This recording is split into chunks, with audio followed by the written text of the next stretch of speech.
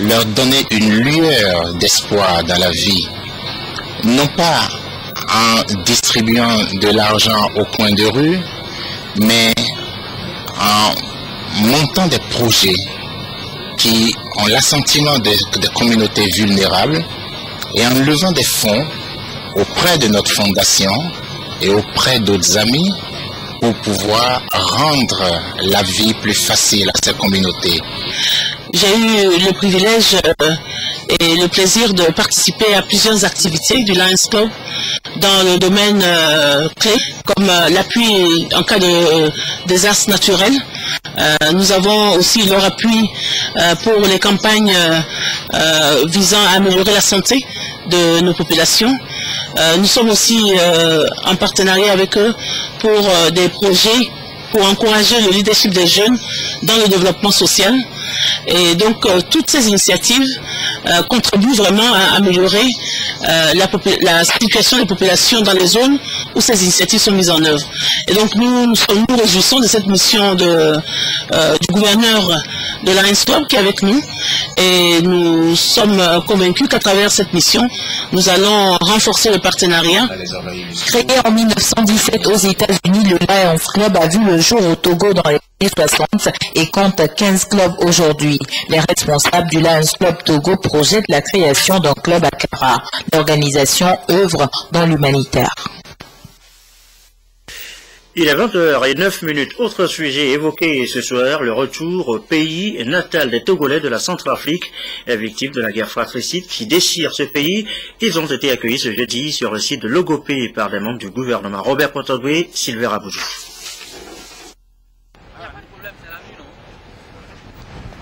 À bord de ce bus, des Togolais en provenant de Bangui via Cotonou. Ils ont dû fuir la capitale centrafricaine pour échapper aux violences. Aujourd'hui, ils retrouvent leur pays d'origine grâce à l'action concertée des gouvernements togolais et béninois. Ils seront logés provisoirement sur le site des sinistrés de Logopé. Nous sommes en effet heureux que nos compatriotes en Centrafrique soient arrivés en toute sécurité aujourd'hui à Lomé, que le gouvernement togolais et le gouvernement béninois ont travaillé ensemble là-dessus. Et donc nous nous félicitons que on soit arrivé à ce stade où tous qui avaient quitté Bangui, en tout cas, sont arrivés sains et saufs. Et donc c'est encore une fois le témoignage de cet engagement du chef de l'État pour la protection de nos populations les plus vulnérables. Pour ces Togolais, ce retour forcé au bercail s'effectue dans la douleur, mais c'est la satisfaction et le soulagement. C'était la joie. Parce qu'il fallait quitter. Il fallait quitter. C'était vraiment atroce. On n'a jamais connu cette histoire dans notre pays. La RCA. Surtout la nuit, on ne sait pas qui va frapper à la porte, soit pour vous égorger, soit pour vous tirer. Et il ne fallait pas ouvrir la porte. Nous sommes vraiment heureux. Mais vraiment, je remercie d'abord les contribuables qui sont les Togolais et tous les membres du gouvernement, aussi encore le chef de l'État. En attendant de retrouver leur repère, ils passeront une semaine sur ce site avant leur insertion. Nos compatriotes ont la possibilité de se faire loger pendant un temps et aussi en dehors du centre de pouvoir bénéficier d'appui en vivre et non vivre. Donc nous allons procéder avec les services aux enregistrements et ensuite à l'analyse des besoins et pouvoir apporter des besoins, des moyens en fonction de ce que nous avons comme procédure d'accompagnement en cas d'urgence. Ce groupe d'une quarantaine de Togolais ne constitue qu'une première vague. D'autres rescapés seront également rapatriés dans les prochains jours. Et justement, la situation sur place en Centrafrique, elle n'évolue guère. La sécurité reste un défi immédiat à relever. Les tueries se poursuivent. 850 soldats rwandais viennent d'ailleurs de rejoindre les effectifs de la force africaine sur place. Sur l'aéroport de Kigali, un gros porteur militaire aux couleurs américaines attend d'embarquer au rythme de la fanfare le contingent rwandais à destination de Bangui. Le gouvernement américain est satisfait de collaborer avec le gouvernement rwandais et les forces de défense du Rwanda et de les assister dans cette mission de maintien de la paix en Centrafrique. Ces 850 soldats, rompus aux interventions extérieures, ont subi un entraînement spécifique pour la Centrafrique. Le but est de renforcer la force africaine de maintien de la paix, forte déjà de 4400 hommes venus de 6 pays. On fait cela 20 ans après le génocide contre les Tutsis, alors que la communauté internationale abandonnait les Rwandais. Les Rwandais sont déterminés à éviter que cela ne se reproduise. À Paris, plus d'un mois après le début de l'opération Sangaris, lors d'une vidéoconférence, le commandant de la force française s'est montré plutôt optimiste sur la situation qui prévaut aujourd'hui à Bangui. La situation s'améliore avec une reprise réelle de la vie économique, et je dirais de l'ensemble des Banguissois, enfin de retrouver le calme et le plaisir de vivre ensemble. Un optimisme que ne partage pas le Bureau des affaires humanitaires de l'ONU, qui estime que tous les éléments sont réunis pour qu'il y ait un génocide. Dans la capitale, au moins 7 personnes ont été tuées par balles et à l'arme blanche la nuit dernière lors de plusieurs incidents. Et par ailleurs, à propos de la transition politique dans ce pays, eh bien, la discussion a repris ce jeudi. Les parlementaires tentent d'élire rapidement un nouveau président de transition. Et ces derniers doivent valider d'abord les critères d'éligibilité. Il s'agit notamment de décider ou non d'exclure la candidature de 135 membres du Conseil national de transition. Afin de marquer la période, la question divise tout de même sur place. Reprise également des discussions en Côte d'Ivoire entre le gouvernement et le Front populaire ivoirien de Laurent Gbagbo à l'issue d'une rencontre avec le Premier ministre Jeannot Kouassi Ahoussou. Le président du FPI, Pascal Affi-N'Guessan, a affirmé que les échanges ont été positifs. Les deux délégations doivent se revoir. Elles se sont déclarées déterminées à trouver les consensus pour une élection crédible et apaisée en 2015. Cela dit, retour chez nous dans l'actualité nationale. Il y a également ces nouvelles tracés de rues à Lomé, en banlieue nord, les cantons de Vaposito et de Sabosito, notamment les riverains s'en réjouissent. C'est la délégation spéciale de la préfecture du Golfe qui est à la manœuvre. Gérald Agoudou, Rachel Aoukou. Très tôt ce matin, c'est le canton de Vaposito qui a accueilli cette mission de la délégation spéciale de la préfecture du Golfe pour ouvrir de nouvelles voies susceptibles de désenclaver plusieurs localités. C'est une grande joie pour moi. Ce que j'attendais depuis, avant qu'une ville ne soit développée, il doit y avoir toujours des casses. Donc nous sommes tous informés que ça doit être cassé et on a pris notre disposition avant que ça n'arrive. Après Vaposito, même opération dans le canton de Sagbado. Là, on note la réticence des riverains à libérer l'espace prévu pour l'ouverture de la rue. Je suis très fier ce matin parce que les rues qui sont occupées anarchiquement par les voisins, ils les ont construits, ça on doit les dégager. Parce que ceux qui sont derrière sauront que vraiment, la rue là où la personne a construit, il est en train de les embêter. Leur passage est presque interdit. Pour la délégation spéciale de la préfecture du Golfe, pas question de céder aux intimidations. La manœuvre n'est dirigée contre personne. Elle vise le développement des milieux concernés. Je voudrais saisir l'occasion pour remercier ceux qui ont compris que la voie c'est pour tout le monde et qui ont eux-mêmes enlevé leurs bâtiments qui sont érigés dans les rues. Le Togo a pris le train du développement. Une fois ces localités désenclavées, les riverains pourront être plus à même de vaquer librement à leurs occupations. Mais pour l'instant, il s'agit juste d'un réaménagement de ces rues. Le bitumage suivra après. Direction maintenant et Lavagnon. Sur place, des travaux de réhabilitation sont en cours. Ce sont précisément des bâtiments scolaires de l'école générale et Adema qui font l'objet de cette réflexion. Le coût des travaux, 13 millions de francs CFA, une enveloppe allouée par le chef de l'État. Les précisions, Rachel Aoukou. Ces deux bâtiments scolaires, l'un de 3 classes et l'autre de 2 classes de l'école générale Eyadema de Samakopé, autrefois délabrée, ont été réhabilités. Une œuvre du président de la République, Faure Gnassingbé, par l'intermédiaire de son émissaire, Dr Aristide Gnassingbé. L'école a également bénéficié de 100 tables bancs et de 2 poteaux métalliques pour son terrain de football. Le chef de l'État veut promouvoir l'école, base de tout développement. La première impression, c'est la surprise de voir la métamorphose, comment l'établissement a changé beaucoup. Parce que lorsque nous nous fréquentions ici, il y avait qu'une seule classe. Il y avait un seul établissement avec les 2 classes. Et nous autres, au primaire, correction, sous les patentes. Et chacun venait avec son petit tabouret de la maison. Et derrière, c'était un champ entier d'ananas. Donc, lorsque je suis arrivé, j'ai vu comment les choses ont évolué.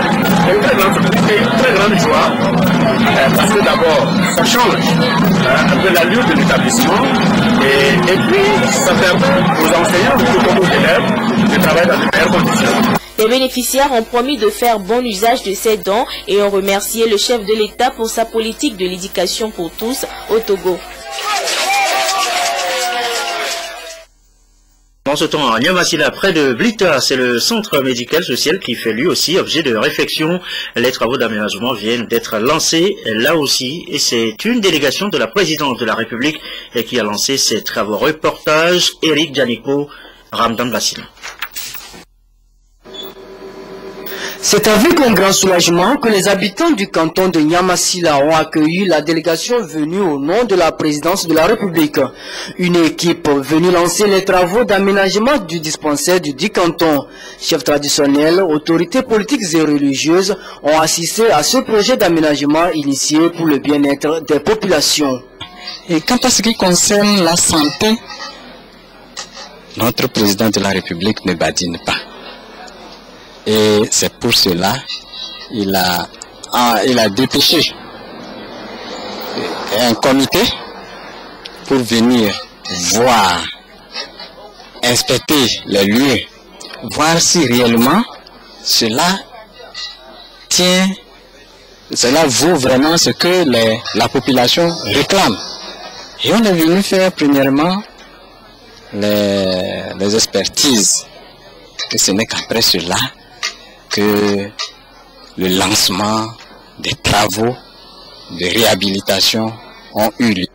Le docteur Aristide Nyasingbe s'est réjoui de l'accueil réservé à sa délégation et a exhorté en particulier les femmes à faire régulièrement des consultations prénatales. Quant aux jeunes, il les a invités à se faire dépister volontairement afin de prévenir les maladies contagieuses. Cette action vient répondre aux besoins de la population de la localité, surtout en matière d'infrastructures de santé.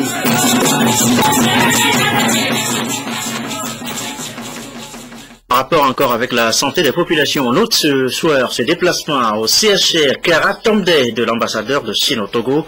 L'hôpital, vous le savez, emploie du personnel chinois. C'est donc une visite de terrain du diplomate chinois. La correspondance sur place de Nestor Moujou et notre bureau à Kara.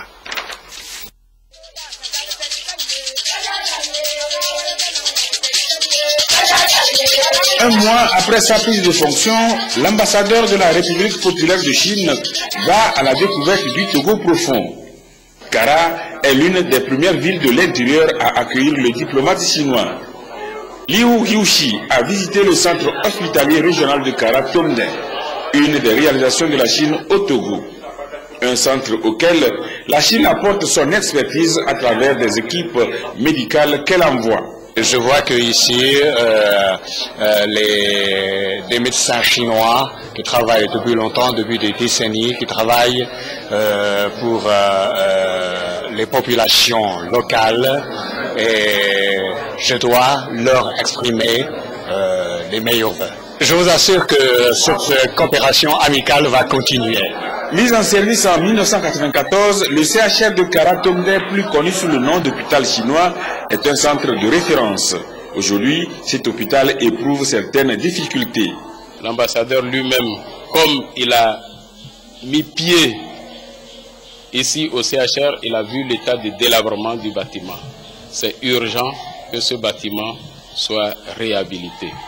Et il y a aussi un problème sérieux, c'est le problème de tuyauterie qui était initialement conçue en fonte et encastrée dans le bâtiment.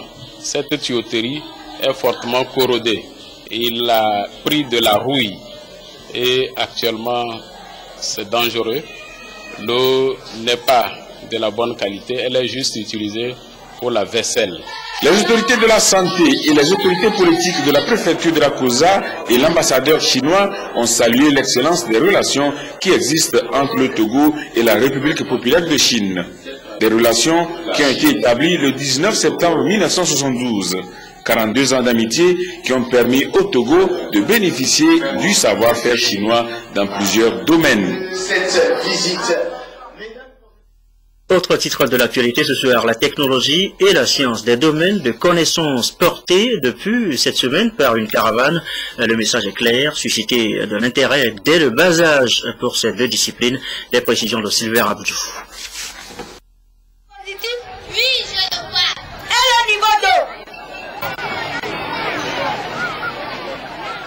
Cette phase expérimentale est une démarche d'apprentissage qui permet aux enfants l'émergence d'un esprit critique et novateur. Et c'est à travers la caravane des sciences et de la technologie lancée mardi dernier dans le cadre du projet Introduction de la démarche Main à la pâte IDMAP.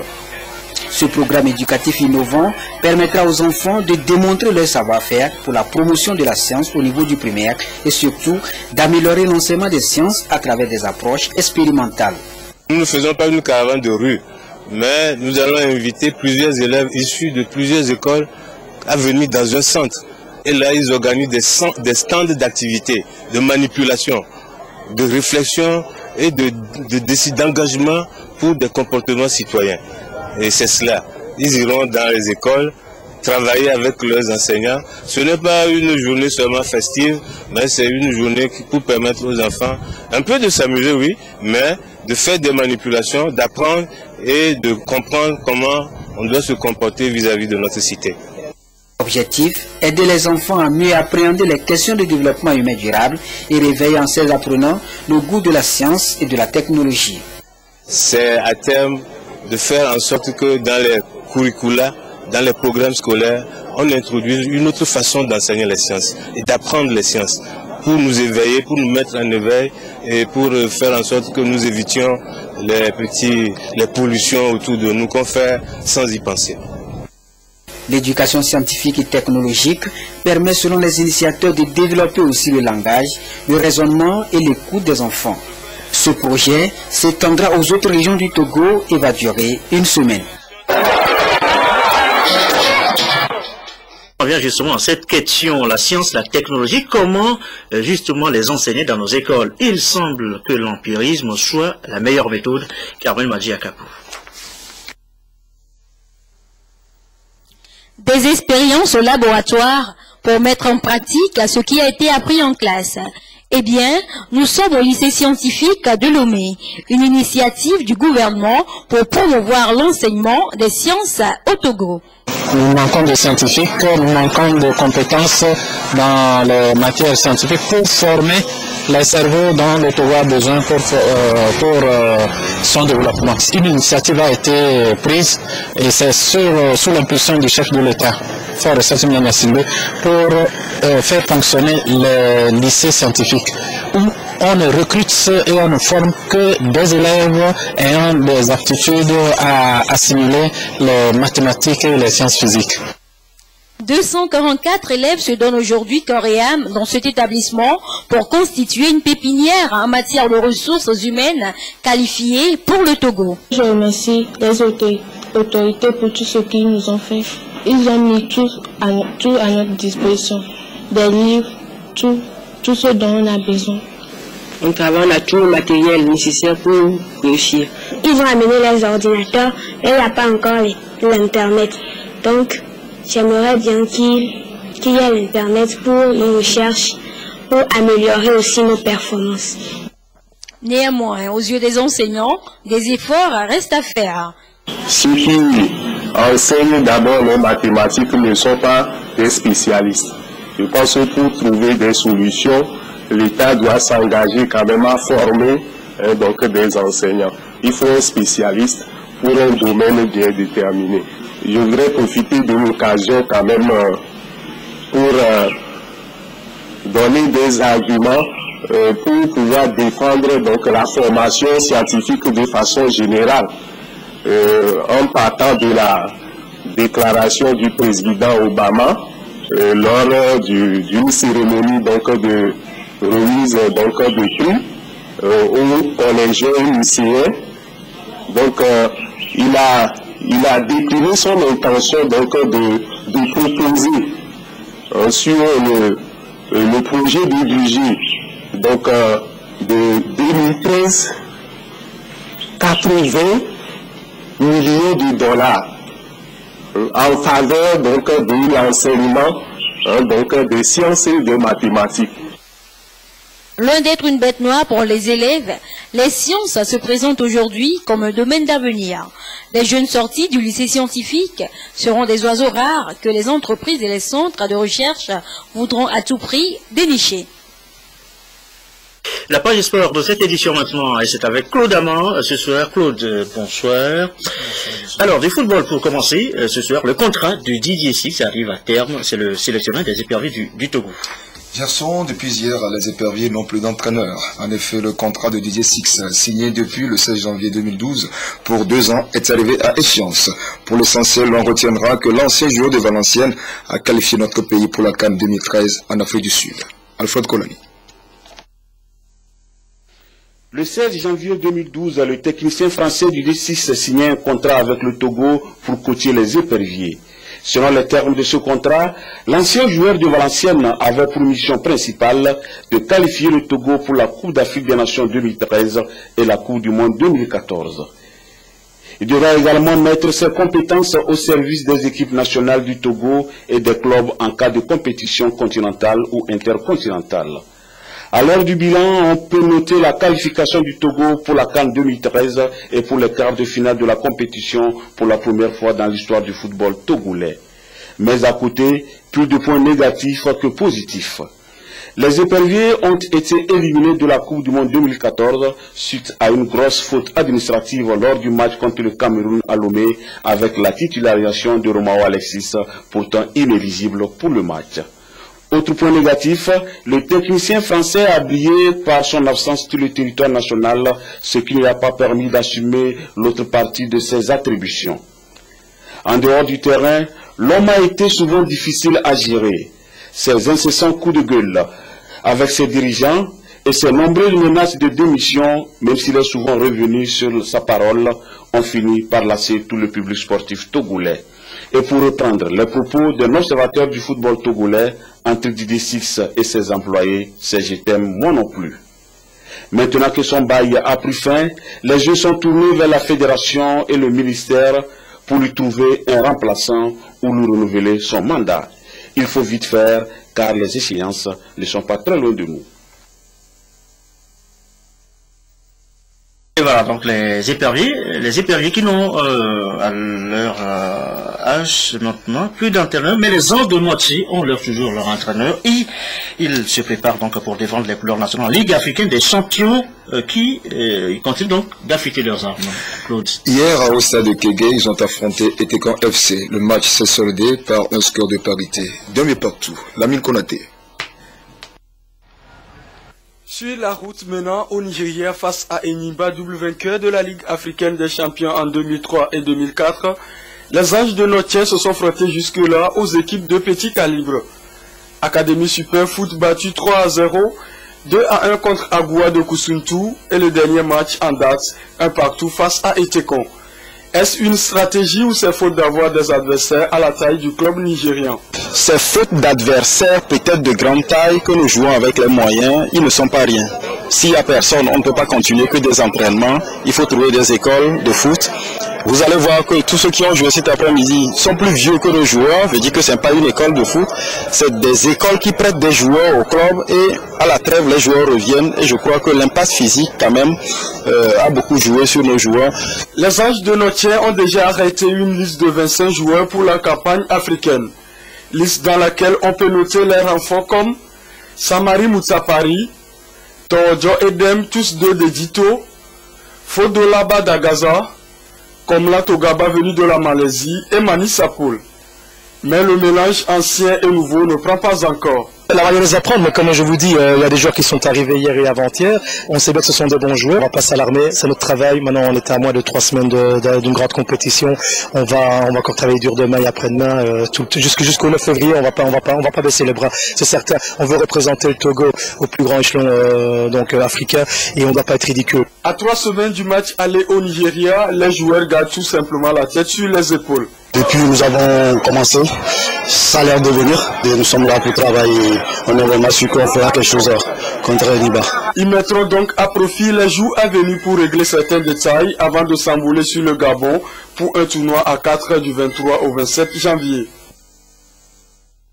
Alors, on va finir sur ce communiqué de la Fédération togolaise de football avec vous, Claude Amand. Oui, hier soir, le bureau exécutif de la Fédération togolaise de football a fixé au 8 mars 2014 la date du démarrage du championnat national de première division saison 2013-2014. Cette décision a été prise lors de sa réunion consacrée à l'organisation du championnat national de première et de deuxième division pour le compte de la saison 2013-2014. La saison sera donc ouverte le 20 janvier 2014 avec le début des enregistrements et des formalités d'engagement des clubs de D1 et de D2 et débouchera le 8 mars sur la première journée de la D1. Le bureau exécutif a en outre décidé de ne plus organiser le championnat national de deuxième division saison 2012-2013. Juste le temps de vous rappeler que samedi, Vincent Toulou et ses invités seront au rendez-vous de Direct Foot au programme Arsenal-Fulham. Merci beaucoup Claude Amand et très bonne soirée. C'est la fin de cette édition. On notera le retour Bercail des Togolais de la Centrafrique contraints de fuir le désastre. Ils sont rentrés donc accueillis sur le site de Logopé par le gouvernement. La situation sur place en Centrafrique ne s'améliore guère alors que l'on attend toujours la désignation du président de la transition par le CNT est toujours en discussion. Rendez-vous sur notre antenne ce soir, l'antenne aux femmes. Justement, nouvelle émission à suivre ce soir, tout à l'heure à 21h15. Ce sera avec Dorothée Tabiou Ibrahima. La météo ce soir, Cléo Sabine Pokou et les prévisions du soir. Merci à vous qui nous suivez à Casablanca au Maroc sur la télévision togolaise et comme d'habitude, toujours fidèlement excellente fin de soirée chez vous.